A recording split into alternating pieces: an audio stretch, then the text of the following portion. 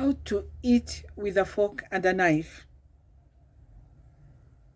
Have you ever gone through moments when you wonder how you can comfortably go through a meal eating with a fork and a knife? Or are you going through that moment now? Don't worry, you're not alone. There are many of us. There have been many of us. And the only thing it means is that it is foreign. It is foreign to you.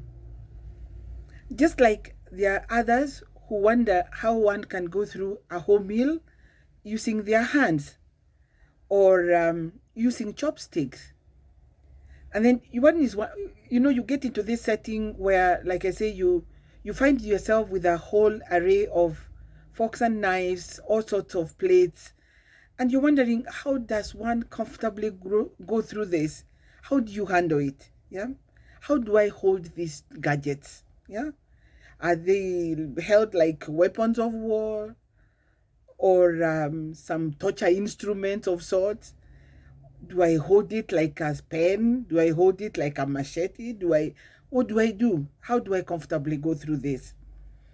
And then remember what we've mentioned about plates, just in passing probably so far, is that a dinner plate, for example, is flat. And it is flat because it is supposed to be used with a fork and a knife, or a fork with a spoon, and at a table, a dining table. Yeah, because if you use only a spoon, you'll be chasing food all over your plate, and then probably using your fingers to help you, to get the food onto that spoon.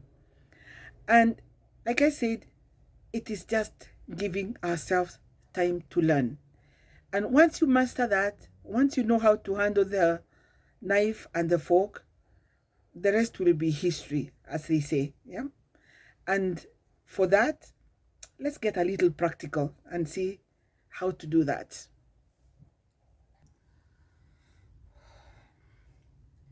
So when you get to the table, if it's already laid, you will find some items on the left, some other items on the left hand side of the plate. The general rule is that whatever is placed on the right hand side of the plate is going to be used with your right hand, and the items on the left will be used with your left hand. So the spoons and the knives are on the right, while the forks are on the left hand side.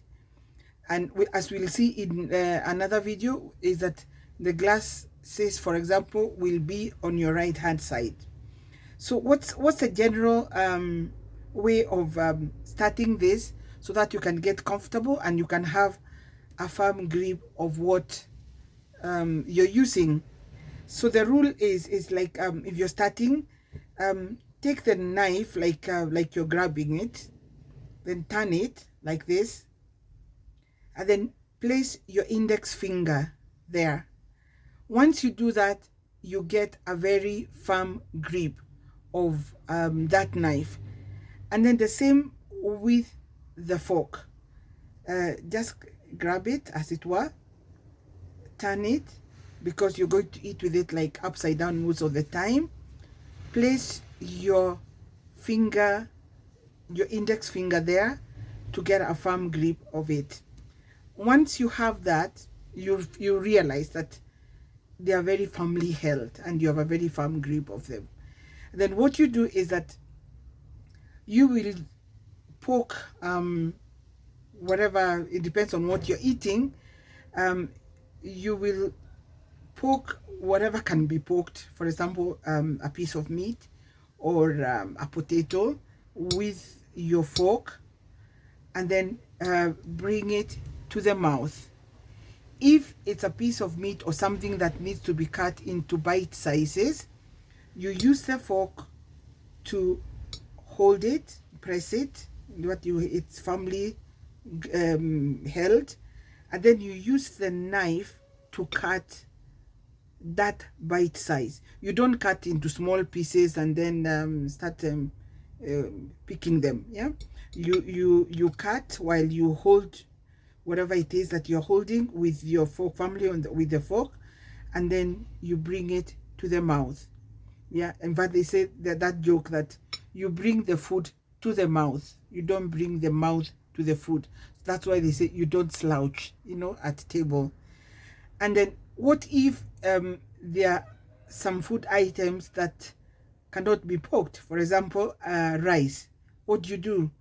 You turn the fork this way, like facing up, and then you use the knife to bring the food to the fork, and then you bring it to the mouth.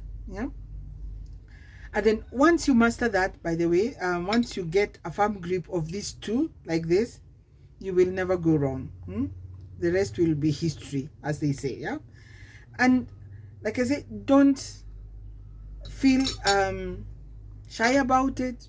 Like everything else we learn, like any useful foreign things that we need to learn to get on in life, like a foreign language, even these ones we learn. Yeah. And then remember, as I always say, practice makes perfect, and let's give ourselves time to learn. Good luck in that practice.